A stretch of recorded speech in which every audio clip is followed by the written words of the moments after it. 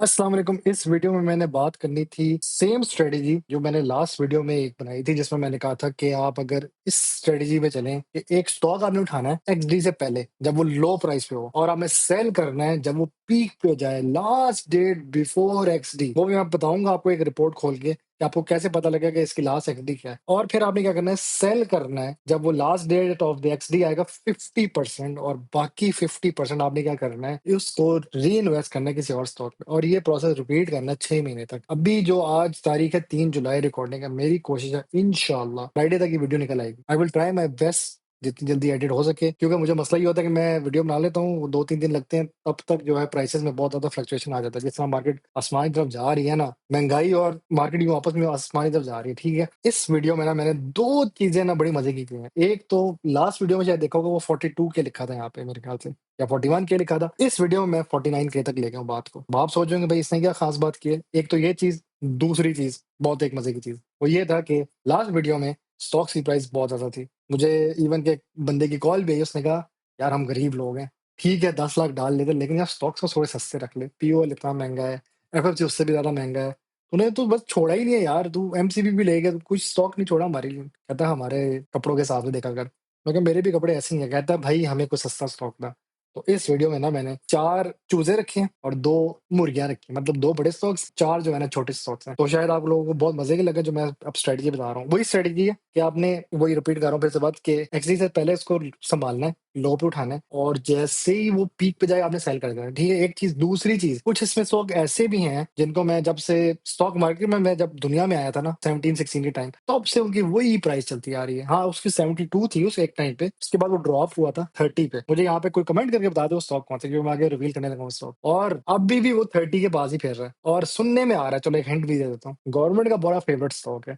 क्योंकि जब contract sign हुआ था ना 1990s में, जरदारी, बेनजीर और नवाज शरीफ, इन्होंने अंगूठे लगाए थे उस पेपर पे। तो उन्होंने क्या किया, ये स्टॉक्स उठा लिए थे इन कंपनी से। उनको पता था कि जी ये फ्यूचर में ना स्टॉक मार्केट हम खेलेंगे तो नोट तो हमें आते रहेंगे। तो ये वो वाहिद स्टॉक है जिसकी लोवेस्ट बिड थी आईपीपीएस के कॉन्ट्रैक्ट में, क्योंकि इंडिया तो पानी बंद कर देता, हमारा बिजली का बुरहान आता है। तो हम लोग क्या करते हैं, हमने ये जो बिजली का जो मसला आ रहा है ना, इसको रिकवर करने के लिए ना फिर हम आईपीपीएस के पास जाते हैं कि यार बिजली चाहिए जी, आज दे दें। आज फिर मैं अब आपको वो स्टॉक दिखा देता हूँ जो मैंने लिस्ट तैयार की हुई है। वो जी कैप्को है इसमें पहला, इसी की मैं बात करता हूँ। कैप्को जो है ना पहला स्टॉक, ये मैंने रखा है इसीलिए, रिस्क है मर्जी है। मैं पहले, एक तो ये रिस्क है, दूसरा ये रिस्क रखा हुआ है। आप कह रहे जी हपको से क्या मोहब्बत है, यार मैं आज भी इस बात पे रोता हूँ कि मैंने 80 का लेके वो जो 114 का क्यों बेचा था। मैं थोड़ा होल्ड कर लेता, 130 140 तक निकाल देता। ये दो वाहिद स्टॉक हैं जो अभी भी खेल सकते हैं मार्केट में, क्योंकि इनकी डिविडेंड यील्ड अच्छी है। इसकी तो बहुत ही अच्छी है ना, 25 है, क्योंकि अब इसने 5 रुपए देना है। अब आगे जो टाइम आ रहा है ना, इधर कहीं इसने ना 5 रुपए देना है सितंबर के आसपास। इसका भी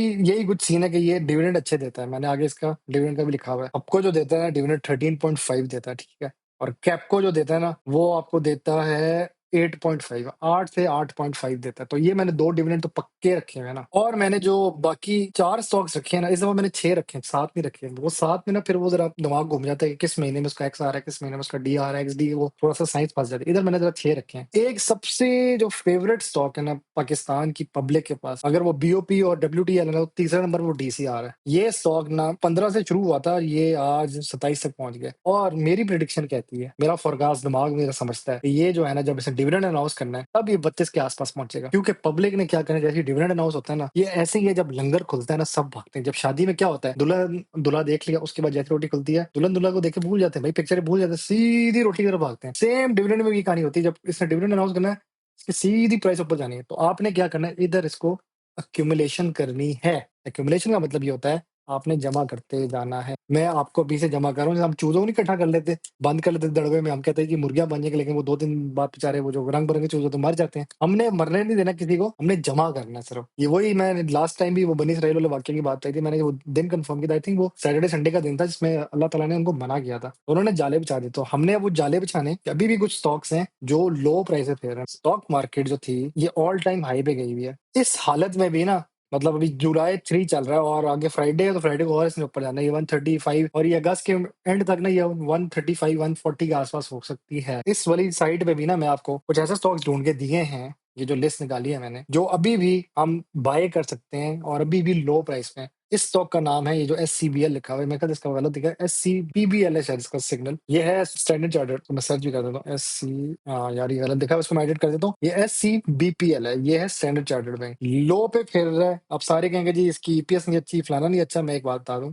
ईपीएस बुरी नहीं है, ईपीएस ठीक है, इसकी थोड़ी सी कम है, ग्रोथ गुजारे लायक है। यहाँ पे इसने मेंटेन की अपनी ईपीएस, ये देखो 3.5, 5.13, 11.01, 11.90, मतलब कि चल रहा है, बुरा नहीं है। ये एक टाइम पे मुझे याद है महंगा बैंक होता था, सारे कहते थे यार स्टैंडर्ड चार्टर्ड जाता है जी, टैक्स बहुत कटता है। ये महंगा बैंक है लेकिन डिविडेंड अच्छे दे रहा है, इसकी डिविडेंड की ना हिस्ट्री ठीक चल रही है। देखो यहाँ पे मैंने एक चीज वैसे थोड़ी सी ना लोगों को समझानी है, क्योंकि मुझे लगता है लास्ट टाइम लोगों को नहीं समझ आई थी, और थोड़ा सा मैं ना स्लो चलना चाह रहा था, लेकिन मुझे प्रॉब्लम पता है क्या होता है। एक मैं आज आपको चीज दिखाता हूँ। पहले ये ना मैंने एक टाइमर चलाया हुआ, ठीक है, अभी 7 मिनट हो गए, मैं जब बोल रहा हूँ, या चलो 5 मिनट हो गए होंगे। जब ये वीडियो एंड करूंगा ना मैं, तब मैं आपको ये दिखाऊंगा इसका कितना मिनट में मैक्सिमम क्या है। उससे आपको पता लग जाएगा कि टोटल असल में जो मैं वीडियो रिकॉर्ड करता हूँ वो कितनी होती है, वो घंटे से ऊपर निकल आती है। उसके बाद जब मैं कटिंग्स करता हूँ वो कितनी बच जाती है, वो आपने सारा चेक करना है, ठीक है। फिर आप अंदाजा लगाएंगे कि 1 घंटे से ऊपर होती है, उसको मैं काट के 40 तक लेके आता हूँ, तो वो मैं आपको दिखाऊंगा इधर। तो आ जाए वापस इस पे। स्टैंडर्ड चार्टर्ड की ये स्टोरी है कि ये डिविडेंड अच्छे देता है, मतलब कि अभी इसने लास्ट ईयर जो थे इसने दिए थे, यहाँ से आप गिने यार, इसको आपने इसका ऐड करना है, 2 और 2 हो गया 4, 4.5 हो गया, ठीक है। और इसमें आपने 12 को ऐड करना है। आपने ये जो पहला डिजिट है इसको सिर्फ गिनना है, इसको गिनना है और इसको गिनना है, तो ये 5 हो गया, ठीक है। 5.75 के अराउंड इसने दिया है, लेकिन इसने लास्ट टाइम उससे ज्यादा दिया, 6,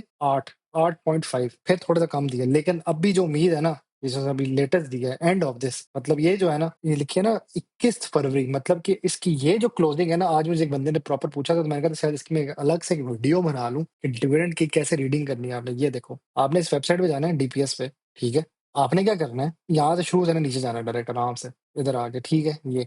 ये बुक क्लोजर्स है, इस पे एक नजर रखनी है, और एक आपने ये रखनी है कि भाई किस चीज का रिजल्ट आया था इसका। YR हमेशा मैं बताता हूँ ईयरली होता है, मतलब कि पूरे साल का जो ईयरली क्लोजिंग होती है ना, वो YR होता है, ठीक है। दूसरी चीज, अब इसने कहा ईयरली में मेरी जो है ना 55% आया, और इसने साथ F लिख दिया, ये मेरा फाइनल डिविडेंड है भाई। इसके बाद मेरा नया साल स्टार्ट हो जाएगा। वो जो नया साल होगा ना, उसको ये कहता है फर्स्ट क्वार्टर, IQ। क्यू का मतलब क्वार्टर, ठीक है। ये बातें जो है ना, अगर आप पेड क्लासेस ज्वाइन करें ना स्टॉक मार्केट की, अब मैं नाम नहीं लूंगा जिस इंस्टीट्यूशन के, काफी इंस्टीट्यूशन हैं दुनिया में, अच्छे खासे 25,000 30,000 लोग देते हैं, कोई 1.5 लाख की क्लास ले रहा है, वहां पे ये चीजें सिखाते हैं। मैं अल्लाह का शुक्र है ऐसा बंदा नहीं हूँ, मैंने अल्लाह से अहद किया कि मैं फ्री की तालीम दूंगा। मेरा दिल नहीं करता कि मैं पैसे किसी से लूं, क्योंकि मेरा राब्ता अल्लाह से है, तो अल्लाह ताला मुझे मेरा रोजगार खुद ही देगा। और मैं इसलिए फ्री में आपको ये कुछ चीजें बता रहा हूँ, कुछ क्या इंशाल्लाह सब कुछ बताऊंगा, जितना पता है मैं खुल के बता दूंगा। फिर ये जो आई है ना, ये जो रोमन न्यूमरल का 1 है, ये 1 हो गया, और ये क्यू, तो उसको कहते हैं फर्स्ट क्वार्टर। YR कहते हैं ईयरली। जब इसका 23 क्लोज हुआ था ना, तो फरवरी हमेशा। ईयरली में क्या होता है कि जो दिसंबर के आसपास क्लोज होगी ना, तो उसके 3 महीने या 2 महीने के एंड में आपको मिलती है पेमेंट। मतलब दिसंबर की क्लोजिंग करते हैं उनकी, फिर वो मीटिंग जनवरी के एंड में होती है, तो क्लोजिंग आपकी फरवरी के आसपास आती है। तो फिर यहाँ पे उसके हिसाब से ये जो डिविडेंड रिलीज होता है ना, वो 40 दिन बाद होता है। तो यहाँ पे फरवरी हो गया, ठीक है। फरवरी के बाद 40 दिन ऐड करो ना, तो ये आज मार्च तक चलेगी बात। इतना मजे की बात मैंने समझा दी ना तुम लोगों को, मतलब कि आप कहते हैं अच्छा यार डिविडेंड नहीं आया, वो 40 दिन तक मिलता है, ब्रोकर तक पहुंचते हैं, ब्रोकर फिर खुद भेजता है पैसे आपके अकाउंट्स में, ठीक है। तो ये कहानी जो है ना फर्स्ट क्वार्टर। अच्छा मुझे कोई कमेंट बताइए ये क्या होता है, 3 हो जाए तब क्या होता है।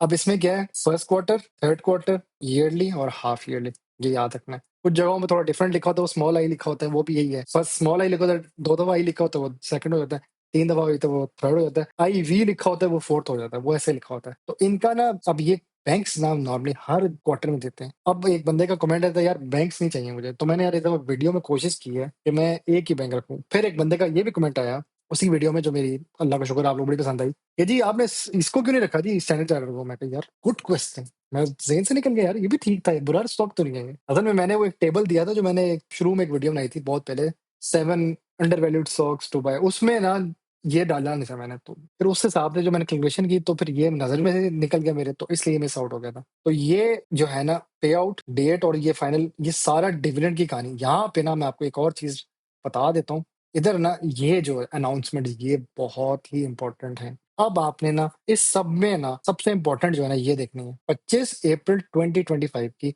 इसने लिखा है financial result for quarter ended 31 मार्च 2025। यहाँ पे मैं अभी टेबल की तरफ फौरन नहीं जा रहा, मैं कहा यार दो तीन चीजें पहले बता दूं ये डिविडेंड की कहानी क्या है, फिर आपको शायद आगे की कहानी समझ आएगी कि वो जो डिविडेंड आना है और जो आपने 50% सेल करना है एक्सडी से पहले, वो कहानी मैं बाद में सुनूंगा। मैं ये क्यों बार बार समझा रहा हूँ क्योंकि बहुत से लोगों को ये कहानी नहीं समझ आई है मेरी। इसने जी 25 तारीख अभी जो गुजरी है अप्रैल की, कहा जी मेरा रिजल्ट एंड हुआ, ये मैं रिपोर्ट शेयर करता हूँ। इसको मैं व्यू करता हूँ, यहाँ ये खुल जाएगी रिपोर्ट। अब इसने कहा जी इधर खुल के बताया जी मेरे पास नहीं है डिविडेंड, इस तो इसने डिविडेंड ही नहीं दिया इस क्वार्टर में। फाइनेंशियल क्वार्टर एंडेड जो इसका फर्स्ट क्वार्टर है, इसने इसमें डिविडेंड नहीं दिया, ठीक है कोई बात नहीं। अब मैं कोई और चेक करता हूँ इसकी जगह। ये दिसंबर वाला ही मैंने याद याद करना, मैंने यहाँ बोला था ना, ये जो है ना ये इसका ईयरली होगा, मतलब दिसंबर वाली। फिर से बोलूं, ये जो लिखा हुआ है ना 31/12 जो दिसंबर में क्लोजिंग है, उसकी रिपोर्ट आनी है फरवरी में। तो मैं फरवरी के आसपास चेक करता हूँ उसने क्या दिया था। अभी हमने लास्ट टाइम अभी ये चेक की थी अप्रैल वाली, अब हम 21 फरवरी वाली चेक करेंगे। तो आज हम उसमें चेक करते हैं इसने क्या दिया उधर। इसने कहा जी हमने बोर्ड ऑफ डायरेक्टर्स सारे इकट्ठे बैठते हैं, राउंड टेबल कॉन्फ्रेंस होती है, इसमें सारे बैठे होते हैं, और ये 3 बजे के अराउंड कराची में, ये मैं पढ़ रहा हूँ लाइन, स्पीड ऑफ स्पीड पढ़िए, to inform you that board of directors of our company in their meeting held on इस तारीख को at 15 ये 15/3 at Karachi recommended the following। अच्छा इनका सारा हिसाब होता है, बैठते हैं आपस में, देखते हैं कितने प्रॉफिट हुए, कितने लॉसेज हुए, कितने अखराजात इनके पास हैं, कितना फ्यूचर के लिए इनके पास बजट, उसके हिसाब से फिर कहते हैं कितने स्टॉक होल्डर, हम जैसे मासूम जो चूजे हैं जो मुर्गी को दाना डाल रहे हैं, उनको क्या एक गिफ्ट देना है, डिविडेंड ये गिफ्ट की तरह है, ठीक है। तो उसने कहा जी यहाँ प्लान हुआ कि चलो जी the final cash dividend for the year, मतलब पूरे एक साल में जो ये एंड हुआ है 5.5। मैं कहा जी ये जो 55 है, मैंने कहा था इसको ना इसका पहला डिजिट गिनना है बस, या डिवाइडेड बाय आपने 10 कर देना, तो 55% है is 5.5। This is an addition to interim जो पिछले इससे पहले दिया ऑलरेडी पेड 3.5। ये हमेशा इस साइड से बात है, इसमें पहले कोई दिया हुआ था और अभी का जो दिया वो 5.5 दिया, ठीक है। तो इसने इस दफा 5.5 दे चुका है फरवरी में, वो अब मैं दिखाता हूँ यहाँ पे। अब आपको ये नीचे 5.5 भी कहीं नजर आएगा, ये देखो 21 वो जो ऊपर रिपोर्ट थी वो 21 के हिसाब से आई थी। इस टाइम का इसने ईयर खत्म किया, इसके आगे 5.5, ठीक है। अब आपने यहाँ से महीना याद करना है, फरवरी अगस्त अप्रैल, फरवरी अगस्त नहीं तो चलो अक्टूबर कर दो और अगस्त। अच्छा यहाँ पे अब इसने ये किया है थर्ड क्वार्टर और हाफ ईयरली दोनों इकट्ठे जोड़ दिए इसने। हाफ ईयरली इसने पहले पकड़ लिया, आगे से थर्ड क्वार्टर पकड़ लिया, हाफ ईयरली कह लो सेकंड हो गया, तो थर्ड क्वार्टर ने तीसरा कर दिया, चौथा जो फिर ईयरली हो जाएगा। तो ये कंसिस्टेंट दे रहे हैं। एक अभी इसने मिस किया सर, यहाँ पे जो मैंने नोट किया नील जो उसने लिखा है ना यहाँ पे जो पहली रिपोर्ट पे, तो कोई बात नहीं डिविडेंड देगा फिर भी, क्योंकि मैं अब जो जा रहा हूँ ना, मैंने यहाँ पे जो एक चीज नोट की है, शायद आपने भी नोट की हो, कि ये जो एंडिंग मंथ्स में है ना वो दे रहा है। अगस्त में भी दिया इसने, लास्ट 23 में इसने अक्टूबर के आसपास दिया है, और अगस्त में भी दिया है। उससे पहले 22 में भी इसने अगस्त के अराउंड डिविडेंड दिया था, 21 में भी अगस्त के पास डिविडेंड दिया था। अब यहाँ पे एक सवाल ये भी आता है, यहाँ मैं वेबसाइट खोल के बता भी देता हूँ। लोग कहते हैं जी कि जुलाई और अगस्त और सितंबर इस टाइम मार्केट इतनी हाई क्यों होती है। तो भाई साहब ये जो महीने होते हैं ना, ये वाले, जून सबसे खतरनाक महीना होता है। जून के महीने में ना बैंक ने अपने आप को क्लोज करना होता है। जुलाई का महीना कहते हैं बैंकों का महीना होता है, क्योंकि बैंकों ने कहते हैं ओ जी पैसा ही बहुत है। फिर अगस्त और सितंबर फिर ये बाकी कंपनीज के भी आ जाते हैं। तो इस टाइम ना फिर वो डिविडेंड्स कमा के दिखाने होते हैं जी इतना पैसा जी ये लोग डिविडेंड भी देते हैं। तब फिर मार्केट ना इस तरह हवा में उठ जाती है, क्योंकि बैंक्स फिर खेल लेते हैं। अब यहाँ पे अगर मैं दिखाऊं तो ये तो चलो रेड हो गया, क्योंकि इस दिन क्या हुआ, इससे एक दिन पहले ये सब ग्रीन थे यहाँ पे, और हेवी किस्म के ग्रीन थे। इवन के अपना एमसीबी बेच दिया, मेरी 160 की बाइंग थी, मैंने 335 के आसपास बेच दिया। मैंने कहा भाई 5 साल से होल्ड किया था, अब तो टाइम है। 5 साल तो ज्यादा बोल दिया, 3 साल से होल्ड किया, मैं कहा अब तो टाइम है सेल करने का, और मैं प्रॉफिट करके मैं खुश हो गया। लेकिन उसके बाद 338 तक भी गया, लेकिन वापस रिवर्स मारा उसने, पुल बैक मारा है। आई don't know what is the latest price, लेकिन मार्केट एक इस वजह से उठी थी। यहाँ पे मैं एक एक्स्ट्रा चीज ऐड कर लूं, चाइना गेव, ये आया, मैंने आज सुबह सर्च भी किया था। ये मैं अक्सर ना जब से मार्केट उठी तो मैं कंफर्म करता हूँ क्या ये वाकई सच बात है कि नहीं। तो ये एक रीजन थी, चाइना ने लोन दिया था पाकिस्तान को just to overcome the IMF condition, जिसकी वजह से मार्केट जो थी ना बहुत ऑल टाइम हाई हो गई हुई थी। मैं मानता हूँ मैं थोड़ा सा डाइविएट हो रहा हूँ टॉपिक से, लेकिन मैं ये बताना चाहता हूँ कि मार्केट को इतनी उठी हुई है। अब लोगों का यहाँ पे ये सवाल आ रहा था कि यार इस हालत में, इस प्लस एक्सट्रीम ग्रीन पे हम क्या उठाएं। ये देखो ना यहाँ पे भी ये सारे ग्रीन है, सिवाय ये WTL के, ये 1.61 1.59 के पास एक्यूमुलेशन जोन में गई, लेकिन जाएगा 2 तक। मेरे यहाँ पे जो मैंने उस दिन भी एक शॉर्ट पे लगाया है, मैंने कहा था एक ही BL उठा लेना, 53 के पास मैंने बोला था, 58 पे चला गया। फिर कहेंगे यार तुझे दसिया नहीं भाई, शॉर्ट देख लिया, शॉर्ट में मैं बता रहा हूँ तो कौन सा स्टॉक उठाना है। अब मैंने इसको क्यों चूज किया, एक तो डिविडेंड अच्छे देता, दूसरा ये रेड पे है। मैं जो रेड वाला स्टॉक है तो वो मुझे पसंद आया था, मैं कहता तू नेगेटिव है हम पॉजिटिव है, आजा लाइफ में ज्वाइन करते हैं, दोस्ती करते हैं। फिर मैंने इसलिए इसको चूज किया, और ये डिविडेंड भी रेगुलर दे रहा है, और इसका एक ये सीन है वॉल्यूम लो है। मैंने इसलिए पहले बोला है रिस्की स्टॉक है, एक ये रिस्की स्टॉक है। दूसरा मैं आपके सामने लिख देता हूँ, वो कैपको है, डिविडेंड बहुत प्यारे देता है। अब यहाँ पे एक सवाल ये आता है कि कैप्को डिविडेंड कैसे देता है? अच्छा, मैं ना यहाँ पे एक पहले चीज़ दिखा दूँ। मैं इस वक़्त एक कैप्को को भी डिस्कस कर रहा हूँ और एक इसको डिस्कस कर रहा हूँ, स्टैंडर्ड चार्टर्ड को। फिर मैं डीसीआर, पाकरी, ईफड और हपको पे आऊँगा। उसके बाद ना मैं आपको अगला टेबल है वो थोड़ा आराम से समझाऊँगा, क्योंकि लास्ट टाइम एक कमेंट आया था, भाई बहुत तेज़ चल रहे हो, आराम से समझाना। तो मैं वो थोड़ा-सा ना आराम से समझाऊँगा, ठीक है? अब कैप्को की स्टोरी मैं बता देता हूँ। कैप्को ना बहुत पुरानी कंपनी 1990s के आस-पास की कंपनी है। इसकी अगर मैं एक हिस्ट्री निकालूँ ना, ये बहुत महँगा स्टॉक था एक टाइम पे। उस टाइम मुझे याद है मुशर्रफ का दौर था, तो बिजली का बहुत बड़ा बुहरान आया था। मुशर्रफ ने फिर इनके साथ ना बहुत प्यारी डील मारी। मुशर्रफ और ज़रदारी के टाइम इस स्टॉक में बहुत एक प्लस आया था। ये 2003-4 के पास ₹50 के आस-पास होता था। ये मुशर्रफ का टाइम चल रहा है भाई, ठीक है? ये 48-50 के पास। ये यहाँ पे बेनज़ीर को कुछ हुआ था दिसंबर, एक मिनट मैं जाता हूँ तारीख पे एग्ज़ैक्ट। 27 दिसंबर 2007 को ना आई थिंक बेनज़ीर को गोली लगी थी, कुछ ऐसी तारीख थी। तब ये काफ़ी मार्केट गिरी थी, तो यहाँ पे इसकी भी थोड़ी-सी प्राइस में ड्रॉप आया था। मैं बहुत छोटा था तो उस टाइम, लेकिन मैं इसलिए इसकी बैक हिस्ट्री पे जा रहा हूँ क्योंकि इस स्टॉक की ना ज़रदारी के दौर में डील अच्छी हुई थी। ये ज़रदारी का दौर चल रहा है 11-12, ये 8, 9, 10, 11, 12, ठीक है? अब आ जाएगा इसके बाद नून लीग का दौर। नून लीग ने क्या किया, बिजली का बुहरान आने नहीं दिया मुल्क में, ठीक है? अच्छा सॉरी, मैं कभी-कभार सियासत ज़्यादा बातें करता हूँ, तो अक्सर मुझे ना बड़ी किस्म की ना एंग्री कमेंट आता है। क्या कर लिया जी नून लीग ने? यार नून लीग ने कुछ भी नहीं किया, ठीक है? सिर्फ रोडें बनाई है, ये बात याद रखना, और अंडरपास बनाया उसमें पानी आ गया। ये लोग, मैं नून लीग का नहीं हूँ। मैं इमरान खान का भी नहीं हूँ, मैं किसी का नहीं हूँ, लेकिन मैं जिस हुकूमत में जो कुछ हुआ उसके हिसाब से मैं इवेंट बता दूँ, उस इवेंट के हिसाब से किस स्टॉक पे क्या प्राइस इफेक्ट आता है, वो मैं समझा रहा था। अब ये देखो, ये नून लीग का दौर है, ये अब 14 चल पड़ा, ठीक है? इसकी प्राइस है ना 70 तक जाएगी, 70 से 80। मुझे डर है सिर्फ इस पॉइंट पे, जिसने इधर उठा के सो गया होगा ना कि मैं 5 साल तक स्टॉक को छोड़ दूँगा, तू छोड़ दे भाई, ये ले, उससे नीचे ही आना है। तो ये याद रखना, इतना भी नहीं सो जाना कि स्टॉक ही इतना नीचे आ जाए। तो ये जब मैं कोरोना के दिन थे, मुझे याद है, ये इस टाइम मैंने एक दफ़ा बाय भी किया था, बड़ा खुश हुआ था, मैं कहा यार लो पे मिल गया, and I think I sell it around 28, इधर आएगा 28 अभी, ये। तो मैं इस पे भी खुश था। 19 से 1,90,000 डाला, 2,80,000 करके निकाला। मैं कहा यार अच्छे खासे जो है ना ₹90,000 कमा लिए मैंने। तो ये ख्याल रखना है आपने, एक एडवाइस दे रहा हूँ मैं। हम कहते हैं ना 5 साल रख के मैं भूल जाऊँगा, तो उस स्टॉक को पहले तो वो देख लेना कि वो कभी कभार इतना गंदा नीचे आ जाता है ना कि आपने 9 लाख डाले थे ना, तो वो कभी-कभार 3 लाख ही रह जाते हैं, फिर आप इंतज़ार ही करते रह जाते हो। वो कहते हैं मैं देर कर देता हूँ, तो हम देर कर देते हैं। यहाँ पे अब ये देखो, इसकी जो प्राइस की फ्लक्चुएशन है ना, ये 30 के पास फिर रही है। 29 इसकी सपोर्ट है, बाइंग ज़ोन बनती है, लेकिन हमें मिल नहीं रही 29। अब यहाँ मैं दिखाता हूँ। 32 भी ठीक है, बुरा नहीं है। ये जब डिविडेंड देता है ना, तब ये ना 40 के पास चला जाता है। तो वो मैं आपको ना अगले टेबल पे दिखाऊँगा कि जब डिविडेंड देता है 5 या 5.5 देगा ना, तो इसकी प्राइस में ना 5 + 2 7 के आस-पास का इंक्रीज़ आएगा। फौरन जंप करके 40 के पास चला जाता है। अभी 32 का है ना, 32 + 7 करो तो 39 या 40 तक पहुँच जाता है ये स्टॉक हमेशा। और वो महीना भी दिखा देता हूँ यार, इधर कहीं, इधर से सही क्लियर नज़र आएगा, वो वाला ग्राफ थोड़ा-सा क्रिटिकल है। ये जब भी डिविडेंड देगा ना, तो ये इधर आस-पास में नज़र आएगा, 40 के आस-पास। डिविडेंड देने के बाद ना ये एकदम से इसका लैंड करेगा ग्राफ, ये देखो। ये डिविडेंड दिया जी इसने, हो गया ऊपर, आहिस्ता-आहिस्ता नीचे आएगा, ये गिरा। फिर इधर ही घूमता है, फिर डिविडेंड दिया। अच्छा इधर ना ये ₹3 देता है। ये जो उठता है ना इधर से, ये इधर ₹3 देगा, 35 तक चला जाएगा। फिर इसने रिलीज़ के ₹3 वापस आ गया। फिर ये थोड़ी बहुत जंपें मारता रहेगा इस तरह। तो ये हमने इस हिसाब से चलना है। इसमें इसलिए वो एक्सडी वाली कहानी इतने मज़े की नहीं चलती, लेकिन इसका एक जो फ़ायदा है ना, ये ₹8.5 जो डिविडेंड था, वो बहुत मज़े का देता है। तो वो हमने लाज़मी देखना है। दूसरा जो बहुत से लोगों का सवाल है कि भाई साहब ये डिविडेंड किस बेस पे दे रहा है? मैं आपको एक ऐसा स्टॉक बता देता हूँ, शायद आपको कोई भी नहीं बताएगा ये स्टॉक के बारे में, वो सियान लिमिटेड है। किसी को पता है स्टॉक के बारे में? कोई कमेंट में मुझे खुल के बता दे कि यार सियान का मुझे पता था, बहुत अच्छा स्टॉक है, क्या स्टोरी है इसकी? इसकी स्टोरी मैं आपको बता देता हूँ, ये स्टोरी क्या है?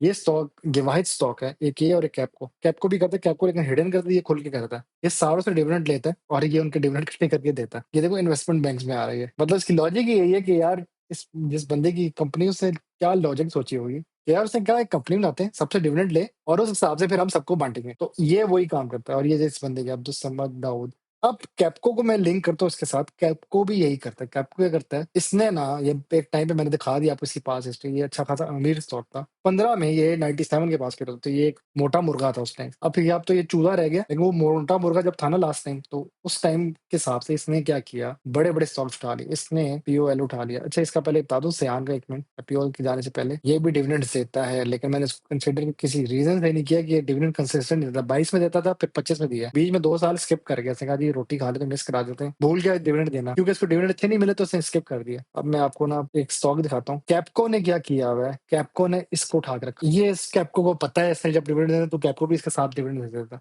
मतलब कैपको खुद नहीं कुछ देता, कैपको का जो प्लांट है वो बंद पड़ा है। अब वो ये कह रहे हैं कि इनकी आपस में कोई डील हो रही है, राइस तक वो जो पावर एक्विजिशन हो रहा है, हाइब्रिड मॉडल चला रहे हैं। अच्छा ये इधर-उधर की ना जगहों पे इसने अपनी उँगलियाँ डाली हुई हैं कि किसी तरह मैं चलता रहूँ। नेपरा के साथ लिंक हूँ, तो ये कहानी है। इसकी असल कहानी ये है कि इसका जो ये प्लांट जो है वो बंद पड़ा हुआ है। अभी इनके कॉन्ट्रैक्ट साइन हो रहे हैं भाई, इसके रिन्यूअल फॉर द 500 मेगावाट का जो बिजली बनाता है, 3 ईयर के रिन्यूअल, हाइब्रिड टेक एंड पे, मतलब तुम पैसे दो तुम्हें बिजली बना के दूंगा, ये उस हिसाब से चलना चाह रहा है। और यहाँ पे लिखा हुआ है with remaining capacity being potentially being dismantled. वही बात है, जो थोड़ा बहुत बच गया तो उसको डिसमेंटल कर देंगे, जो बाकी जो आप पैसे देंगे उसके हिसाब से हम आपको बिजली बना के दे देंगे। ये बेचारा ड्रिप पे चल रहा है, ठीक है। फंडामेंटली आई एम श्योर ये स्टॉक जीरो हो चुका है, लेकिन इसने ये इस जैसे बड़े मुर्गे पाले में और उनके हिसाब से चल रहा है। ये वही बात है, अंडों के कारोबार में ना, जब हम सर्दियों में अंडे संभाल के रखते हैं ना, तो अच्छे खासे पैसे जो बनाते हैं। तो इसने क्या किया, बस सर्दियों में ना, जब इस पीओएल ने डिविडेंड देना है अगस्त सितंबर के आसपास, तो ये वो अंडा जो है ना, उसमें से कुछ अंडे आपको भी दे देगा, ये लो जी मैं जो डिविडेंड दे रहा हूँ। और ये अपना जो है ना कैपको सिस्टम में ना मेंटेन रखेगा। हम जैसा एक मासूम से चूजा आएगा, यार ये डिविडेंड तो फिर भी दे देता है, चलो बाय कर लेते हैं, फिर हम बाय करके रख लेते हैं। तो ये डिविडेंड उस हिसाब देता है। अभी इसने रिसेंटली 25 में, जो पिछले साल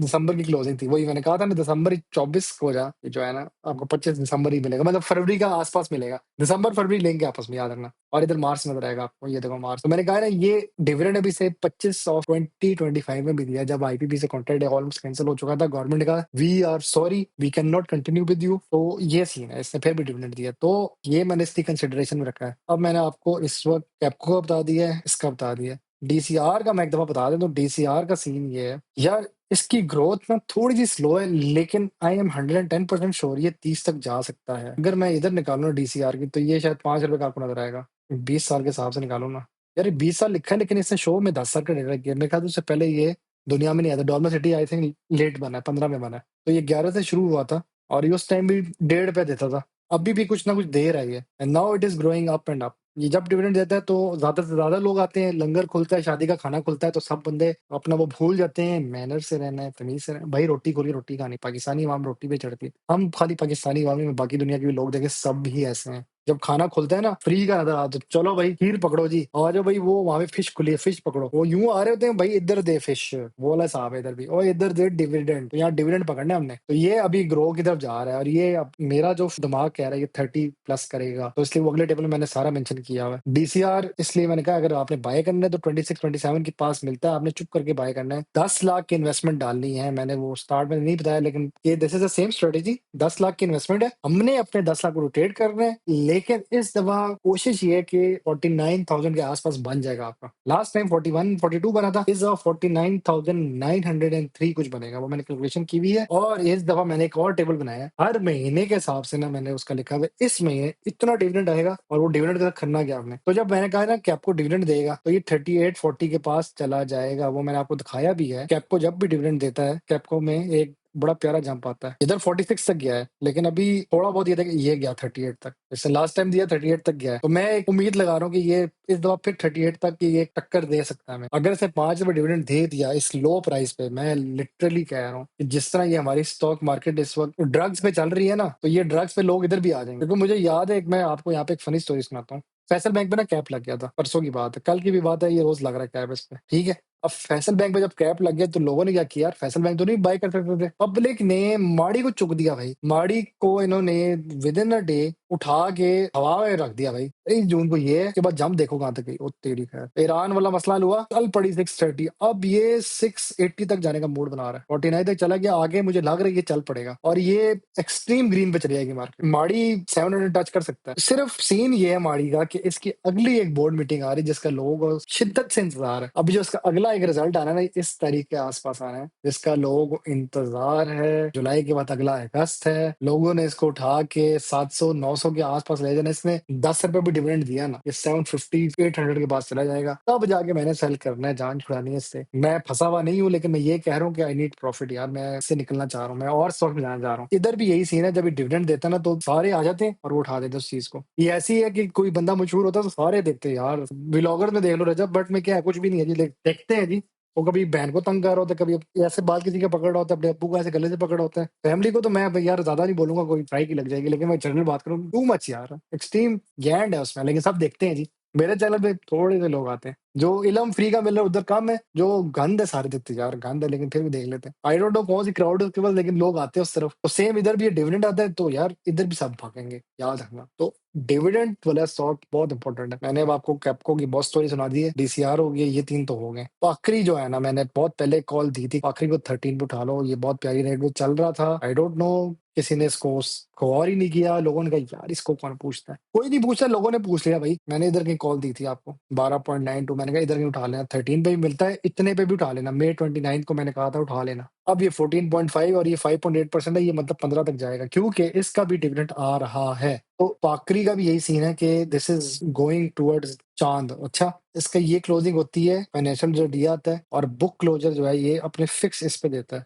अब आई एम श्योर कि इसने इस साल तो दे दिया, अब ये दिसंबर का जो देगा तो जनवरी में देगा, तो वो मैं अगले टेबल पे दिखाऊंगा। इसका अगला जो क्लोजिंग है वो दिसंबर के आसपास आती है कि जनवरी में आती है। इसलिए जो मेरा राउंड ट्रिप है ना, वो जुलाई से लेके जनवरी तक है, 6 महीने की रखना मैंने, तो वो मैं आपको दिखाऊंगा। तो आखिरी का इसलिए मैंने कहा है कि ये उठ रहा था, तो I don't know why people didn't buy this stock. लोग चले गए दूसरे स्टॉक्स की तरफ, फिर कहते हैं टुर गए मुफ्दा वाले, वो ये टुर गया हवा में, इसको पकड़ लेते, निकल गया हाथ से। चिड़िया का बच्चा था वो, अब उड़ गई चिड़िया। लेकिन अभी भी ले रहा हूं, मैं ये नहीं कह रहा बुरा, लेकिन अगर तो मार्केट में करेक्शन आती तो ये 14 से 13 के पास मिलेगा, तब आप लास्ट में बाय कर लेना, अभी भी टाइम है इसका बाय करने का। ईफर्ट भाई, मैं उस दिन से कह रहा था जब ये 180 के पास था ना, इसको नजर तो लग गई है, लेकिन इसने उठना था क्योंकि गवर्नमेंट की सब्सिडी आ चुकी थी। ये एक एक्सपेक्टेड था, इसने एक जंप दिखानी थी। ये अभी इधर कहीं था ना 180 के पास, तब मैंने कहा था इसको ले लेना, और ये 176 तक लोएस्ट गया जब ईरान और इसराइल का जो लास्ट फाइनल टकराव हुआ था ना, तब लोग कह रहे थे भाई मार्केट को क्या हो गया आज, भाई मार्केट को कुछ नहीं हुआ, तुम स्टॉक्स उठा लो उस टाइम। अच्छा, जब प्लस जा रही हो, अब पता है कौन सा उठाएं भाई, भाई सब ऊपर चले गए। नहीं, हमने भी ऊपर जाना, नहीं जा सकते भाई, तू अब तू रह गया नीचे। नहीं, तब किधर थे भाई, सॉरी मैं गुस्सा कर रहा हूँ, क्योंकि मैं लोगों की साइकी फेसबुक को देख रहा हूँ, तो यार अजीब, मतलब के उल्टे चलते हैं। आपको पता है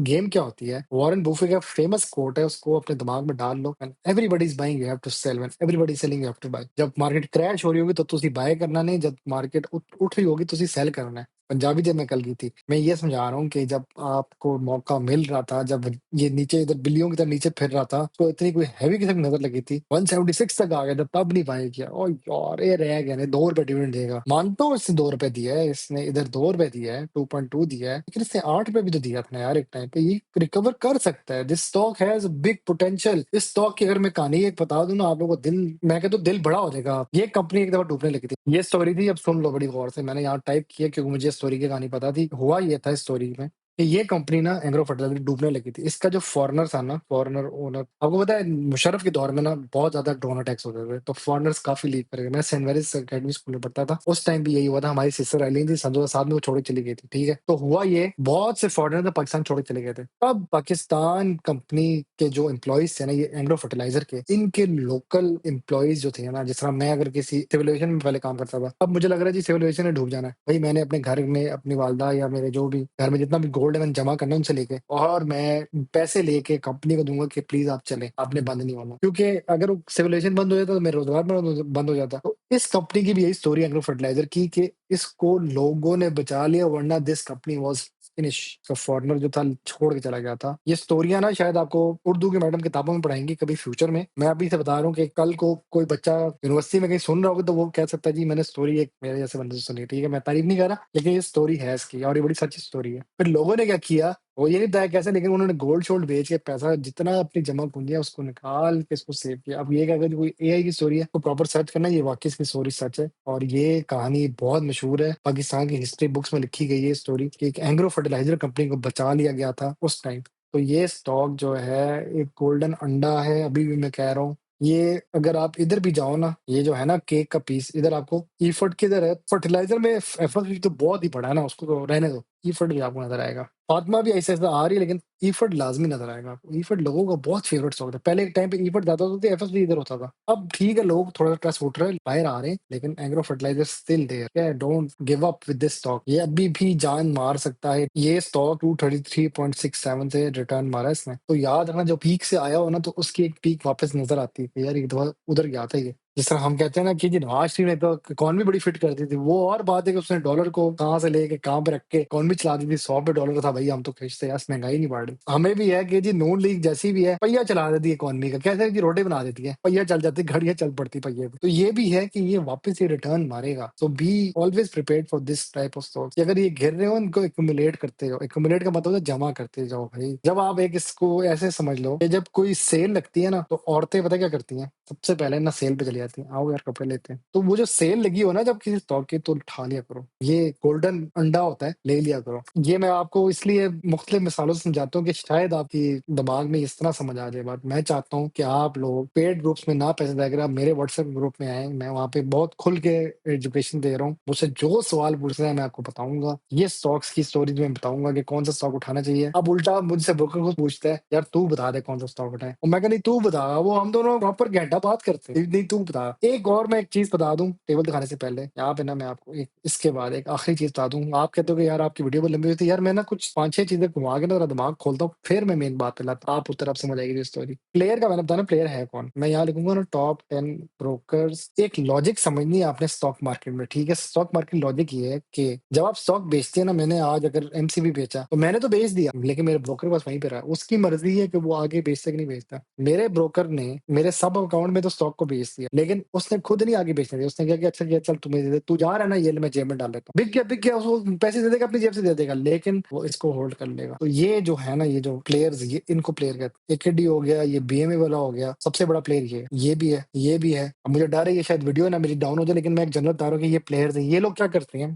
कराची में बहुत पहले से मैं सुनता हूँ स्टॉक मार्केट की स्टोरी है। वो स्टॉक मार्केट की स्टोरी ये है कि ये लोग ना रोज बैठते हैं, हाँ भाई ले आ तेरे पास आज कितने जी, मेरे आज फरसान जैसे चूजे ने सुनहरी बैंक बेचा जी, एमसीबी बेचा, गुड है, ये तो मेरी जेब में आके डालो जी इधर। अब क्या करना है, कल ना एक काम करते हैं, हम ना सुनहरी बैंक उठा देते हैं। मैंने जी आज अब एक बताता हूँ, मैंने ना आज सुनहरी बैंक बेच दिया, बड़ा खुश हुआ मैं इतने का ना। अब वो पता क्या करेगा, जो ये प्लेयर थे मैंने आपको जो दिखा दिए यहाँ पे लिस्ट में, यार कल ना सुनहरी बैंक को ना, जब 7.9% है, वो कहेगा इसको ना 24 तक लेके जाते। कैसे, और यार मैं भी कॉल दे देता हूँ, ओए सुनहरी बैंक की बहुत अच्छी रिपोर्ट है जी, उठा। मैं जब कल देखूंगा ना 25 का हुआ ब्रोकर को कॉल करूंगा, मैं अपने ब्रोकर को कॉल करूंगा, यार जाहिद, अब जाहिद लेती है ब्रोकर, तो मैं जाहिद ही बोलूंगा, जाहिद बात सुन, हाँ क्या हुआ। मैं कहा यार ये उठा 24 का हो गया, मैंने अभी 21.6 का बेचा तो 24 का हो गया। यार अब ले रहा तो महंगा मिल रहा है, तुझे तो नुकसान हो जाएगा। मतलब मैं 21 का बेच चुका हूँ, 24 का लूंगा तो मैं 3,000 नुकसान भी खरीद रहा हूँ ना, एक महंगा चीज ले रहा हूँ। नहीं नहीं नहीं नहीं, वो मुझे मना भी करेगा। मैं कहा तू ले ले, ये 30 तक जाएगा। मैं अब यहाँ से दिमाग मेरा कह रहा है, अब मुझे फोमो साइकोलॉजिकल इफेक्ट मेरे दिमाग में हो रहा है, क्योंकि ना ले, मैं कब मैंने लेना है, अच्छा मैं ले लूंगा 24 का, अब क्या होगा, फिर वो बैठेंगे अगले दिन शाम को, हाँ जी भाई। वो जो जाहिद का जो एक है ना जिसने 21 का बेचा था वो स्टॉक, वो आज उससे 24 का ले लिया। मंडे के दिन कहेंगे चल यार इसको कराते हैं, इसकी जो रिपोर्ट है ना कंफर्म नहीं है। अब वो 24 से गिरता गिरता स्टॉक जो है ना वापस इधर के नीचे आ जाएगा। वो 24 से गिरता गिरता ना इधर से 18 पे आ जाएगा। मैं वापस कॉल करूंगा, ओ यार 18 का आ गया भाई, सेल कर दे यार, मैं तो नुकसान में हो रहा है, तो नीचे जा रहा है, कर दे, मुझे रुकेगा, रुक जा। मैं कहूँ भाई ये 9 की तरफ जा रहा है, कह रहा ना कर, कोई पता नहीं इसकी रिपोर्ट सच निकल है। मैंने कहा बेच दे, अच्छा मैं इधर बेच देता हूँ। वो थोड़ा सा और डिप जा खाता है, ये 17 तक आ गया। मैं कहा शुक्र है मैं बच गया, ये 17 का आ गया था भाई। उसके 2 दिन बाद फिर रिपोर्ट आती है और वो कंफर्म होता है कि रिपोर्ट सच है, तो वो 20 तक चला जाता है। तो यूं जो है आपके पैसों से खेला जाता है। This is the dark reality of stock market. एक स्टॉक को उठा दिया जाता है, आप पीछे पड़ जाते हो, यार निकल, उठो उठो उठो उठो, पकड़ो पकड़ो पकड़ो पकड़ो, वो चूजा निकल गया। तो जिस तरह आज ये ऊपर जा रहा था, मैंने कहा भाई बेच दे। वो मुझे ब्रोकर ने कहा भाई सोच ले, और मैंने कहा आई नीड प्रॉफिट। मेरी यहाँ की माइंग 13 के आसपास इधर, मैं कहा मेरा ये प्रॉफिट में जा रहा है, मुझे मेरे एटलीस्ट 50% बेच दे। I am waiting for correction, वापस कभी तो आएगा ना नीचे, तो मैं उस करेक्शन में जब वो आ जाएगा तो मैं ले लूंगा। कह रहा है भाई 50 का हो गया, फिर मैं कहा कोई बात नहीं। एक रूल याद रखना जिंदगी का, मैं बता रहा हूँ, never run after a stock. जैसे हम कहते हैं ना कोई लड़की छोड़ दे उसके पीछे ना जाओ, स्टॉक भी कोई छोड़ दे उसके पीछे मत जाओ। कोई लड़का छोड़ देना, जैसे लड़की को भी होता है, वो लड़के के पीछे नहीं जाती। आपने कभी भी स्टॉक के पीछे नहीं जाना, आपने कभी भी अपने लवर के पीछे नहीं भागना अगर कोई छोड़ दे। ये शादी से पहले की बात बता रहा हूँ, जो हमारे होते हैं ना स्टूडेंट जो देख रहे हैं उनके लिए कह रहा हूँ, आपने पीछे नहीं भागना। दुनिया बहुत बड़ी है, स्टॉक मार्केट बहुत बड़ी है, एक नहीं तो कल को दूसरा मुर्गा मिल जाएगा। जैसा मैंने वो यहाँ लिस्ट निकाली ना, ये भी अभी स्टॉक के लो पे फेर रहे हैं, मैं कहा ये लो भाई अभी भी पकड़ सकते हो। इस ऑल टाइम हाई पे मैंने आपको 6 स्टॉक्स निकाले देते हैं जो अभी भी लो पे फेर रहे हैं। मैंने यहाँ लिखा है टॉप लो, ये इंग्लिश का वर्ड ही गलत है, ये जी अच्छे हैं और लो पे हैं। कोई अगर प्रॉपर इंग्लिश के टीचर ये वीडियो देख रहे हैं, वो पहले इसको काटा मार देगा, कहते हैं ये जुमला ही गलत है, ये पहले तेरा स्टार्टिंग गलत, टॉप लो ये क्या होता है। मुझे समझ नहीं आया, मैं कहा यार क्या लिखूं इसमें, हाई लो लिख देता वो फिर गलत हो जाता कि हाई भी और लो भी है। या मुझे जो आप चले कमेंट बताए इसमें क्या लिखते हैं यहाँ पे, टॉप लो बहुत अच्छे स्टॉक्स हैं लेकिन लो प्राइस पे हैं, तो वैसे मुझे यहाँ डैश डालना चाहिए था, लो प्राइस हाई डिविडेंड टॉप पे भी है, लो प्राइस पे भी है। तो ये जो स्टॉक्स है ना मैंने इसलिए चूज किए हैं, और यहाँ पे मैंने की रीजन भी देख दिए भाई, इनमें कोई चांस है कुछ बन सकता है। डीसीआर का मुझे पता लगा कि सीमेंट को कुछ सर्ज मिला है, अंडर वैल्यूड है। एससीबीएल है, बैंकिंग रिकवरी अभी क्योंकि ये वापस रिकवरी की तरफ जा रहा है। पाकरी का इंश्योरेंस ग्रोथ है और low price to book ratio. यार ये किसी मैं एक अलग सी वीडियो बना, price to book ratio, EPS, dividend वो प्रॉपर बताऊंगा ये होता है क्या है, वो अलग वीडियो बनाऊंगा। ईफड का पता है कि उसमें फर्टिलाइजर और एलएनजी एक्सपेंशन, और तीसरी एक और चीज सब्सिडी मिल चुकी है गवर्नमेंट की तरफ से। आपको का ये सीन एक तो गवर्नमेंट का अच्छा दोस्त है, आईपीपीज के हिसाब से ये कंसिस्टेंट पे आउट देता है। एक ये बहुत देते हैं और एक आपका कैपको देता है। तो भाई साहब ये बहुत आगे नहीं चलेगी वीडियो, मेरी 47 मिनट तक चलेगी ये बात। यहाँ से ना वीडियो अब बहुत इंपॉर्टेंट होती जा रही है। अब मैं बड़े आराम से टेबल्स में जाऊंगा आपको। कैपको की इस वक्त प्राइस चली 32.83, 8483। आपने इस रेंज में कैपको को बाय करना है 31 से 33 के बीच में, ठीक है। डीसीआर 27 का है, करेक्शन आनी है ना इंशाल्लाह, ये इधर आ जाएगा 26 के आसपास। फौरन उठाना, पैसे डाल लो स्टॉक मार्केट के अकाउंट में, उठा लेना, ठीक है। स्टैंडर्ड चार्ट 64.16, जैसे 62 का आएगा उठा लिया। आखिरी मैंने उस दिन भी कहा था 13 के पास मिलता है उठा लेना, अभी भी कोई बात नहीं, ठीक है। एंग्रो फर्टिलाइजर जब 183 का था हमने नहीं उठाया क्योंकि हमारी आंखें बंद थी, हम कबूतर बन के सो गए थे, हमें नहीं पता, तो हमें पकड़ लिया बिल्ली ने। अभी भी बिल्ली बन के हम आंखें नहीं बंद की, हमने आंखें खोली हुई, हम देख रहे हैं अकाउंट से कि 190 का है, उठा। तो ये 2 लाख का आया ना, आपने उठाया, मतलब 2 लाख आपने इसमें डाल देना, आपने 190 का है तो आपने खरीद लेना है। अब मैंने ना आपको का बताया हुआ है, ये क्या करता है, ये इधर ही घूम रहा है 133 से 138 के बीच में घूम रहा है। तो आपने 135 के आसपास जैसे ही आएगा आपने उठा लेना है। इधर मैंने इन सबके पैसे बताए हुए हैं। ईफड मैंने 2 लाख का है, क्योंकि यार एक तो फंडामेंटली स्ट्रॉन्ग स्टॉक है। इस पूरे टेबल में सबसे ज्यादा स्ट्रॉन्ग जो है ना वो ये है, ईफड है। नंबर 2 पे आपको भी 1.5 लाख की मैंने बेट लगाई है। बैंक एक लिहाज से सेव करते थे अपने आपको, तो उसमें भी 1.5 लाख। डीसीआर पब्लिक के पास बहुत ज्यादा, तो ये एक अंडर वैल्यूड स्टॉक है जो 1.5 पे ठीक चल रहा है। कैपको पे एक रिस्क मैंने लगाया है, तो 2 लाख से अगर आपने 9 लाख, 2 लाख से अगर आपने 1 लाख भी करना है वो आपकी मर्जी है। आप इधर 1 लाख डाल दें, इधर 2 लाख डाल दें, ये दोनों वैसे रिस्क हैं तो फिर भी आपकी मर्जी है, आप अपने हिसाब से कर लें। ये तो चलो आपकी बाइंग प्राइसेस होगी सारी, ये वाली बाइंग रेंज होगी, एक करंट रेंज होगी जो ऊपर आ रही है side. Sell target last day before XD, वो जो मैंने यहाँ दिखाया है ना, लास्ट डेट बिफोर एक्सडी, यहाँ पे इनका बुक क्लोजर जो आता है, ये लास्ट डेट समझ लो यार, मैं आसान भाषा में समझा रहा हूँ, ये लास्ट डेट है। ये लास्ट डेट बिफोर एक्सडी, ये 15 का है ना इसकी कैपको की। ये कंफर्म करना है किससे, आपने ब्रोकर से। अगर नहीं पता ब्रोकर को तो आप बेशक मुझसे मेरे व्हाट्सएप ग्रुप पे पूछें, मैं आपको एग्जैक्ट बता दूंगा what is the last date of this. तब आपने वही करना है, 50% सेल करना है और बाकी 50% आपने होल्ड कर लेना है। इन सब की मैंने यहाँ पे वो लिख दिए हैं एक्सडी रेट। इसके बाद जब मैं टेबल दिखाऊंगा ना, वो इससे भी ज्यादा इंपॉर्टेंट टेबल है। ये तो चलो आप इसका एक इसकी एक आप स्क्रीनशॉट ले लो, ठीक है। मेरी शक्ल इस कोने में नजर आएगी आपको, उसको इग्नोर करना, ठीक है। मैं यहाँ पढ़ के बता दूं, आईपीपी स्टेबिलिटी कंसिस्टेंट पे आउट, ठीक है, ये मैंने लिखा हुआ है। आज अगली साइड बहुत इंपॉर्टेंट है भाई। बिस्मिल्लाहिर्रहमानिर्रहीम। अब मैं आपको ये समझाऊंगा, प्यास बहुत लग रही है लेकिन मैं फिर भी समझा देता हूँ। पहले कैपको की बाइंग विंडो आपकी जुलाई 1 से 15, आज 3 जुलाई है, 15 तारीख तक बाय कर लेना, क्योंकि कैपको की अगली बोर्ड मीटिंग आ रही है। मैं दिखा देता हूँ, कैपको की बोर्ड मीटिंग इज ड्यू, वो आ जानी है। फिर इसने ना हाथ में पकड़ाई नहीं देनी। अगस्त के बाद आता है अगला महीना सितंबर, ठीक है। तो सितंबर से पहले पहले ना अगस्त है, तो उस अगस्त में आपने बचना है। अगस्त में इसकी आनी बोर्ड मीटिंग। याद रखना, एक और बात बता रहा हूँ, बोर्ड मीटिंग से कुछ टाइम पहले भी ना स्टॉक राइज की तरफ जाता है। तो कैपको के पास अभी भी आपके पास टाइम है कैपको को बाय करना, क्योंकि ये जो है ना इधर लिखा हुआ है, ये सितंबर के आसपास में एक डिविडेंड दे रहा है। सितंबर, कंसिस्टेंट सितंबर है भाई, मैं झूठ नहीं बोल रहा, नजर आ रहा है। सितंबर सितंबर सितंबर, तो ये 3 दफा सितंबर के आसपास इसकी फाइनेंशियल रिजल्ट अनाउंस हो चुका होता है। मतलब बोर्ड मीटिंग हो जाती है तो उसके बाद रिजल्ट अनाउंस कर देता है। तो आपने सितंबर से, पिछला महीना कौन सा है, अगस्त, अगस्त के बाद सितंबर आता है, तो आपने उस हिसाब से चलना है। अब मैं एक पहले चीज दिखा दूं, फिर मुझे ना कहना यार आप वीडियो लंबी होती है। ये देख लो 53 मिनट्स हो गए, मैं ऐसे बोल ही रहा हूँ, नॉन स्टॉप बोल रहा हूँ, मेरी जुबान सूख गई है। तो आपने इसका ख्याल रखना है, अगस्त के अराउंड इसकी प्राइस में बहुत ज्यादा इंक्रीज आना है, तो इससे बचने के लिए आप अभी इसको बाय कर सकते हैं। लेकिन मैं एक और बात करता हूँ, buy this at your own risk. अगर, क्योंकि मैं तो बाय कर लूंगा, अच्छा डिविडेंड अगर ना दिया तो मुझे ना कहना, मैं अपने हिसाब से कह रहा हूँ, मोस्ट प्रॉब्ली देता है, क्योंकि ये बाकियों से लेके दे देता है। ये क्या करता है, पाकिस्तान वाला हिसाब है, पाकिस्तान ने जब आईएमएफ को कर्जा नहीं देता ना, पाकिस्तान चाइना से लेके दे देता है। ये ले यार, किस क्लियर कर दिया हमने। तो कैको भी ये करता है, पीओएल से लेता है, कर्जा दे देता है, अवाम को खुश रखता है। मैं जिंदा हूँ भाई, मैं नहीं मरा। ये बहुत तेज स्टॉक है, ठीक है, खतरनाक स्टॉक है। नवाज शरीफ वाली कहानी है, नवाज शरीफ ने जब भी कर्जा क्लियर करना हो, सऊदीया से लिया, ये ले जी चाइना को, चाइना से लिया, ये ले जी यूएई को, ये इस तरह खेलता था। तो ये भी यही करता है, किसी स्टॉक से लेकर दूसरे बंदे को देते, ये ले पकड़े आपका पैसा था। तो कैपको क्या आपने अब भी बाय कर ले, क्योंकि इसकी प्राइस में एक इंक्रीज आना है। बाइंग रेंज आपने 31 से 33 रखनी है। सेल टारगेट आप इसका जो सितंबर है ना, मैंने दिखाया सितंबर पीछे अभी आपको, जब भी ये ₹5 अनाउंस करेगा, 5 या 5.5, तो 31 + 5 इज 36।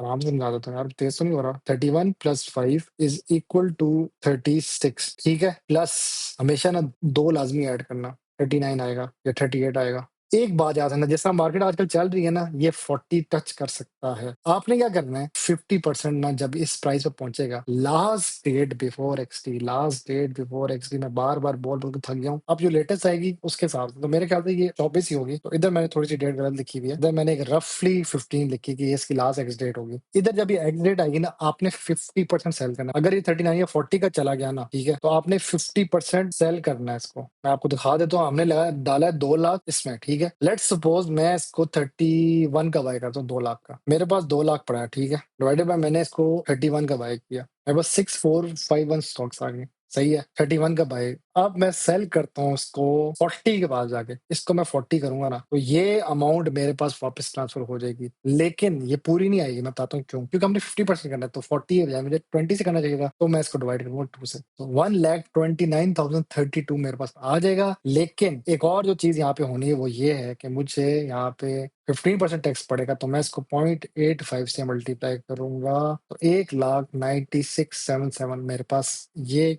अलग से आएगा। दूसरा जो 50% उसका मुझे डिविडेंड आएगा, वो फिर एड अप होके वो एक प्रॉपर अमाउंट बनेगी। तो सितंबर के पास ना मेरे पास बहुत ज्यादा डिविडेंड आएगा। कहते तो ये लिख के समझा दूं तो मुझे मसला नहीं लिखने का भी, लिख के समझा देता हूं अगर अभी भी समझ आएगी, क्योंकि काफी लोग कहते हैं यार बहुत तेज समझाते हैं आप। बिस्मिल्लाहिर्रहमानिर्रहीम। कैप्को की जो प्राइस है, जो मैं अब अज्यूम कर रहा हूँ कि एक करेक्शन आएगी आगे इन फ्यूचर, तो कैप्को की प्राइस आपको 31 के आसपास मिलेगी। जस्ट एन एग्जांपल, अगर आप 32 का भी बाय करना है तो आप बाय कर सकते हैं। अब सीन ये है, 2 लाख आपने इन्वेस्ट किया, क्योंकि मैंने यहाँ टेबल पे शो किया हुआ है, 2 लाख आपने कैप्को में डाला, ठीक है, इसमें 31 से 33 की रेंज में रखना। आपने 2 लाख डाल दिया कैप्को में, आई बाय कैप्को एट 31, 2 लाख का। मैंने क्या किया, मैंने कहा 31 का है, ब्रोकर को फोन किया, हाँ से कहा जी, मैं कहा मेरा 2 लाख डाल लो उसमें, मेरा बाय कर ले। उसने 2 लाख के हिसाब से डिवाइड किया, इतने स्टॉक्स मेरे पास मेरे पोर्टफोलियो में जमा हो चुके। I receive this type of stocks, okay, ये मैं लिखा हुआ है। अब as per the strategy number 2 क्या थी, 50% सेल करना, 50% डिविडेंड के लिए छोड़ देना। नाउ आई विल सेल 50%, क्योंकि बिफोर एक्सटी जो last date before book closure है वो 40 को, मैंने 40 तक मैं अज्यूम करूँ जाएगी। अब 31 का नहीं होगा स्टॉक, वो 40 के आसपास होगा, तो मैं ये 50% सेल करूंगा। तो मैंने जब मल्टीप्लाई किया टोटल को 40 से, तो ये 2.5 लाख के आसपास कोई अमाउंट आई, ठीक है, 2,58,064 आई, ठीक है। 50% की बात करो, ये मैंने पूरा यहाँ पे, ये टोटल मेरे पास स्टॉक्स थे, देखिए लिंक भी देता हूँ। टोटल स्टॉक जो थे ना मेरे पास वो ये आ रहे थे। जब मैंने इसको डिवाइड किया ना, यहाँ से चलो मैंने मल्टीप्लाई किया 40 से, क्योंकि अब नया रेट जो है वो 40 हो गया, डिविडेंड से एक दिन पहले की बात है, वो ये अमाउंट बनती है। लेकिन मैंने सिर्फ 50% करना था, तो मैं इसको डिवाइड करूंगा इससे, तो मैं इतने मुझे पैसे मिलेंगे। बाकी 50% जो है मेरा वहीं का वहीं पड़ा हुआ है। आई समझ, या पिछली भी गई? कहना ये चाह रहा हूँ, ये तो चलो मेरे पास स्टॉक्स आ गए, इसका हाफ करो ना, उसको मुझे मल्टीप्लाई करना चाहिए विद द प्राइस 40। यहाँ मैं उस हिसाब से लिख देता हूँ, तो यही अमाउंट आएगी 129,032। यूं ज्यादा अच्छी समझ आ जाएगी आपको, क्योंकि मैंने 50% सेल करना था, ये 50% वो चीज मैंने यहाँ पे किया, तो ये पैसे मेरे पास मेरे पोर्टफोलियो में जमा हो जाएंगे। एक तो ये हो जाएंगे, दूसरे 50% जो है मैं रिसीव करूंगा, ठीक है, वो ये अमाउंट होगी, ये भी मैंने जमा कर लेनी है। इन दोनों को कंबाइन करूंगा, थोड़ा तो डिविडेंड का वो 0.85 काटूंगा, वो सब करके मैंने फिर एक अगले स्टॉक में डालना है। सितंबर के अराउंड मुझे एक लिहाज से 1,40,000 भरेगा, रफली मैं लिख रहा हूँ, मुझे कंफर्म नहीं है, रफली 140 130 तक बनेगा, या उससे थोड़ा कम बनेगा, जब अगर इफ आई एक्सक्लूड टैक्स लिखा मैंने, अभी इंक्लूड करो तो थोड़ा सा कम बनेगा, 120 के आसपास बनेगा। तो उसका एक अलग से टेबल आगे बना है, वो दिखा देता हूँ मैं। वो ये टेबल है, मैंने इसका लिखा हुआ है कि किस तरह, ये देखें 1 लाख कुछ बनेगा। वो मैं 30 इसलिए बोला था, उसमें जब टैक्स कटेगा तो इधर तक आ जाएगी बात। अब आप इधर वापस आओ जरा, जुलाई की विंडो में बाय करना है, इस रेंज में बाय करना है, पहले आपने इस रेंज में करना है। मैंने 40 सिर्फ मैथ्स आसान करने के लिए की थी, आई एम श्योर कि 40 तक जा सकता है, क्योंकि जैसा पब्लिक इस वक्त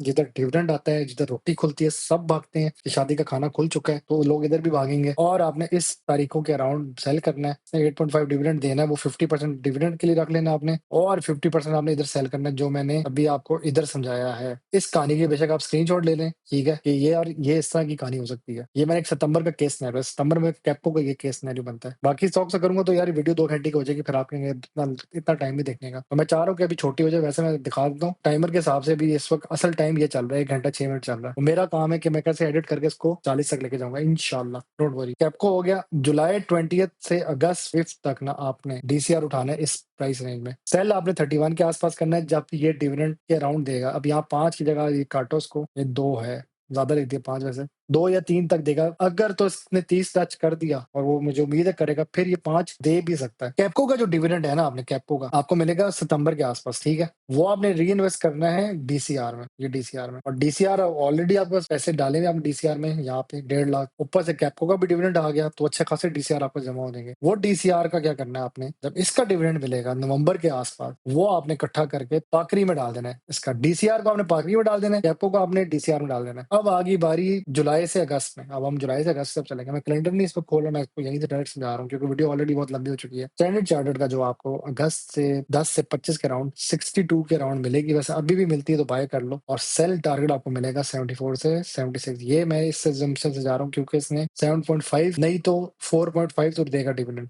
जब डिविडेंड देगा ऊपर 2-3 प्लस ऐड करो तो ये 70 के आसपास मिलेगा आपको। सेल करना है आपने अक्टूबर 15 तक, एक्स डेट से पहले पहले। और जब वो 50% और 50% मिला के आपने ईफट के अंदर डाल देना है। 50% dividend, 50% profit on x D से एक दिन पहले वाला ईफट में डाल देना है। ईफट में आपने ऑलरेडी एक पहले भी 2 लाख डाले हैं, ऊपर से आप ये स्टैंडर्ड चार्जर का भी पैसा डाल देंगे तो अच्छा खासा ईफट जमा हो जाएगा आपके पास। पाकरी का वही बात है, आपने लाख रुपए डाला हुआ ऑलरेडी, इधर से भी आ गया डीसीआर का पाकरी में, तो पाकरी में 2 इकट्ठी तरफ से आ गया। वो पाकरी की विंडो जो है अब आपने इस रेंज में उठाना है सितंबर की पहली तारीखों में। अभी भी उठा ले कोई बात नहीं, अभी भी थोड़ा ऊपर होगा लेकिन ये ड्रॉप होगा। और सेल टारगेट में 15 से 17 करना है। मैंने ऑलरेडी पाकरी के लास्ट एक वीडियो में दिखाया था, 17-18 तक भी जाता है ये। नेक्स्ट डेट इसकी दिसंबर है, मुझे किसी ने कहा था ये कंफर्म कर लेना, ये सही नहीं है, हो भी सकती है। अगर नहीं है तो प्लीज मुझे फिर से कमेंट में बता दें। इसकी एक्ट डेट अक्सर दिसंबर के आसपास ये पीक करता है, तो ये मैंने इसकी एक्ट डेट एक अज्यूम की हुई है। 2 रुपए डिविडेंड देगा, वो जो भी आपको पैसा बना वो आपने डालना है हपको के अंदर, क्योंकि हपको स्टार्टिंग फ्रॉम नवंबर, तो हपको लेट स्टार्ट हो रहा है। ईफट जब आपने बिस्मिल्लाह करनी है, अक्टूबर में आपने एक बाइंग विंडो रखनी है, 190 से 95 का मिलेगा, लेकिन जिस तरह मार्केट चल रही है आपको 200 के पास मिलेगा। तो मैं तो यही कहता हूँ कि ईफट अभी से लेके रख लो, क्योंकि ये आपको बहुत महंगा मिलेगा आगे जाके। अगर आप अभी से लेके रखोगे 190 के आसपास और आप सेल करो 215 के आसपास, तो ये अच्छा खासा प्रॉफिट दे सकता है आपको। मतलब ये अभी से 25 रुपए का प्रॉफिट नजर आ रहा है मुझे यहाँ से।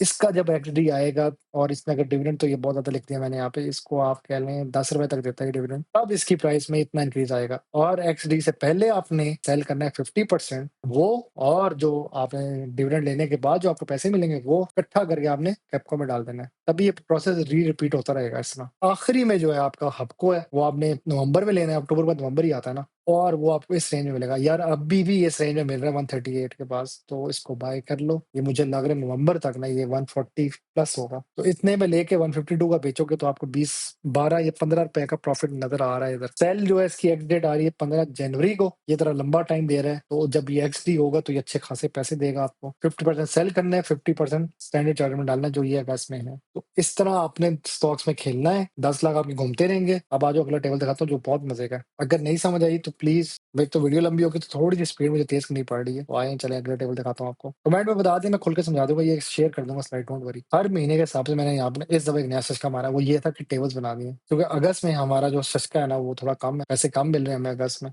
लेकिन सबसे ज्यादा पैसे जो है ना हमें सितंबर में मिल रहे हैं। अगस्त में जो हमें मिलेंगे ना, पाकरी का मिलेगा। पाकरी 2 रुपए देता है तो उसका डिविडेंड कम ही आना है। वो टैक्स काटा मैंने 0.15% के हिसाब से 0.85, मतलब 25,000 मिला भी, हम 21,250 मिलेगा, तो वो उसके हिसाब से हमने यहाँ पे इतना ही मिलेगा। सितंबर में आपको कैपको का मिलेगा 5.5, उस हिसाब से आपका जो बनेगा वो ये अमाउंट बनेगी, उस पर टैक्स कटा तो ये बनेगा, तो इसलिए हाईएस्ट सितंबर में पैसे अच्छे खासे अमीर होंगे आप इंशाल्लाह। अक्टूबर में आपका जो है स्टैंडर्ड चार्ट का आ रहा है, तो वो 44 है, ये कम भी हो सकता है, ये 39 भी हो सकता है, ये जरा मैंने एक्स्ट्रा लिखा हुआ है। नवंबर में आपको मिलना है डीसीआर का, ये भी थोड़ा सा ज्यादा लिखा हुआ है, ये आप इसको 2 के हिसाब से करें तो ये आपको 40,000 के आसपास बनेगा। ये 2 थोड़े ना एग्जैजुरेट हो गए, माजरत करता हूँ, लेकिन एक बात बताऊँ, जिस हिसाब से मार्केट इज ग्रोइंग अप, तो शायद डीसीआर 35 तक जा सकता है। तो उस हिसाब से मैंने ये किया कि चलो यार, अगर डिविडेंड नहीं देता तो शायद प्राइस में इतना जंप आ जाए कि आपका जो एक कंपाउंडिंग हो रही है उसमें आपके पैसे बन जाएंगे। कंपाउंडिंग ड्रिप, 2-3 टर्म्स है, मैं बार रिपीट करता हूँ अपनी वीडियोस में, तो ये हो जाएगा कि प्राइस में इतना इंक्रीज होगा तो कंपाउंड हो गया आपकी अमाउंट,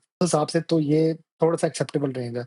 दिसंबर में ईफट का आना है, तो वो तो डिविडेंड अच्छा वैसे भी तो 10-11 रुपए देगा, तो तब आपके इतने बनेंगे। जनवरी में हपको देगा, और अगर उसने 13 रुपए दे दिया, तुक्का लगा दिया। कभी कभार पता है क्या होता है, ये आईपीपीस का रोला क्या होता है, इनको जब डिविडेंड इकट्ठे आते हैं ना, ये 5 रुपए पिछले में देता है, 8 रुपए बाद वाले देते, तो ये इकट्ठे 13 रुपए भी दे देता है। तो ये 13 दे दे तो ये इतने बना लेगा 38, और टैक्स कटा तो इतना। अब इस पूरे को अगर मैं ऐड करूँ, ये जो पूरी कहानी है, तो ये बनती है 58,825। इस पूरे को अगर मैं ऐड करूँ ना तो 58,825 बनता है, और इसमें टैक्स काटो 15% तो 49,901। मैं एक दफा ये कंफर्म करूँ क्या इसने सही लिखा हुआ है यहाँ पे, मैंने 50,000 बनता है भाई, ये थोड़ा सा गलत हो गया।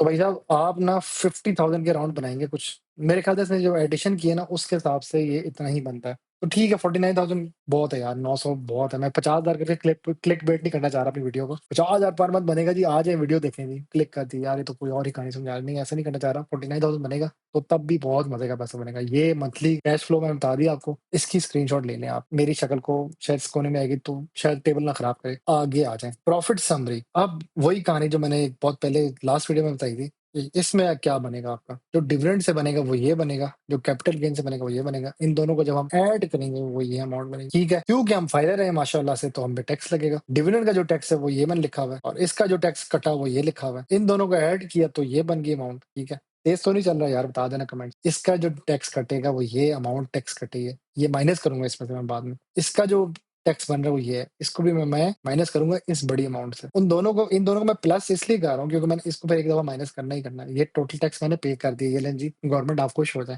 ठीक है। नेट प्रॉफिट, वैसे तो ये प्रॉफिट मेरा बन चुका था, लेकिन नेट प्रॉफिट ये बन रहा है क्योंकि टैक्स भी काटने, इसमें से ये माइनस करने हैं। जो मेरा फाइनल पोर्टफोलियो है, पोर्टफोलियो मेरा असल था वो 10 लाख था, अब मेरी ये प्रॉफिट बन रहा है क्योंकि वो टैक्स वगैरह काटने के बाद। तो 10 लाख से मैं प्लस 2 करूं मैं, ये 2 लाख 2.6, तो मेरा 12,69,000 कुछ बन रहा है, वो ये बन रहा है। इस स्ट्रेटजी को थोड़ा और बेहतर खेलो तो आप 10 लाख के बजाय 18 लाख भी जा सकते हैं। कोई चीज स्टॉक मार्केट में मुश्किल नहीं है, सारी गेम सब्र की है, अल्लाह सबको सब्र सिखाए। और अगर आप इसको एवरेज करें इस पूरे हिसाब को, तो आपका विदाउट टैक्स 58,000 बनती है और विद टैक्स 49,000 बनती है। सबसे ज्यादा आप अमीर होंगे सितंबर के महीने में, जो ये मैंने शो किया हुआ है 91,000 मिलेगा। आपने नजर इस टेबल पे रखनी है, इस टेबल पे, क्योंकि ये सारे टैक्सेस कटने के बाद की प्राइसेस है। सबसे इंपॉर्टेंट यही है, हमें ये तो चलो हमें कमा के, लेकिन टैक्स कट के हमें ये मिलना है, ये तोहफा मिलना है हमें। तो सबसे ज्यादा जो आपको पैसे मिलेंगे वो ये मिलेंगे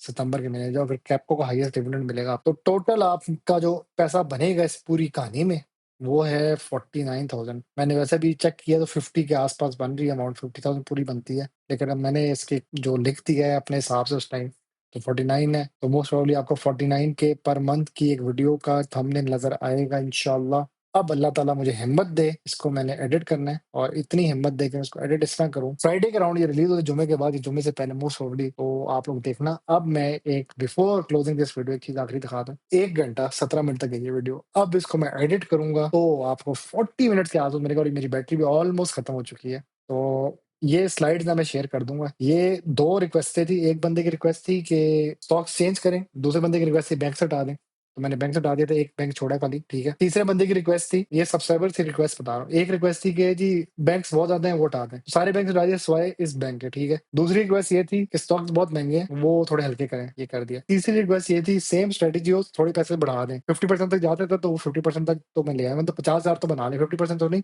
एटलीस्ट 50,000 मैंने बना के दिखा दिया। तो मैंने 3-4 रिक्वेस्टों को अमल किया आप लोगों की। तो अगर आप लोगों को मेरे चैनल पसंद है तो सब्सक्राइब, वैसे ये जुमला बोलता नहीं हूँ, मर्जी आप सब्सक्राइब करें नहीं करना कोई मसला नहीं। आप लोग खुश रहें, मैं चाहता हूँ कि आप लोग पैसे कमाएं, फ्री एजुकेशन दें मेरे से। व्हाट्सएप कम्युनिटी ज्वाइन करें, बहुत कुछ फायदे को मिलेगा। जो सवाल पूछना है पूछा करें, व्हाट्सएप कम्युनिटी में मैं हाजिर हूँ। मसला ये आ रहा है आगे, एक जुलाई का महीना मैं छुट्टियों में जा रहा हूँ, मैंने थोड़ा रेस्ट करना है। मोस्ट प्रोबेबली शायद मैं शॉर्ट्स बनाता रहूँ, लॉन्ग वीडियोस मेरी ना थोड़ी सी कम हो जाए, सब्सक्राइबर मेरे हजारों नहीं लगे, तो जब 1000 सब्सक्राइबर जो डिमांड बढ़ जाती है तो ज्यादा वीडियोस डालनी चाहिए। लेकिन I will try my best कि हफ्ते में एक आया करेगी वीडियो फ्यूचर में। अभी मैं कोशिश कर रहा हूँ कि ज्यादा से ज्यादा वीडियोस लगा दूं, लेकिन प्लीज बेयर विद मी। इंशाल्लाह इधर ही हूँ, मैं कहीं नहीं जाता, अल्लाह ताला जिंदगी दे मैं इधर ही हूँ। मैं इंशाल्लाह आप लोगों के साथ ही कनेक्टेड रहूंगा, व्हाट्सएप पे मुझे साथ आप ज्वाइन कर लें। जिसको जो हेल्प चाहिए कमेंट में प्लीज ओपनली पूछे, कुछ भी पूछना है यार, ये भी पूछ लेना कि इसकी प्राइस ये 32 क्यों है, मैं ये बता दूंगा। ये भी पूछना कि 2 लाख की क्यों डाले, वो भी रीजन दे दूंगा। सब कुछ खोल के बताता हूँ, मैं कोई चीज नहीं छुपाता भाई। मेरा एम है और अहद अल्लाह से कि यार जितना अल्लाह ने इल्म दिया सारा बांट, क्योंकि अल्लाह ताला को इंसान बहुत पसंद है जो इल्म बांटता है, और अल्लाह ताला उसके इल्म में इजाफा करता है। ये बड़ी मेहनत से मैंने स्ट्रेटजी बनाई थी, तो ये मैं शेयर कर दूंगा, डोंट वरी। मिलते हैं अगली वीडियो में, आपको वीडियो इंशाल्लाह बहुत पसंद आएगी। See you in the next video.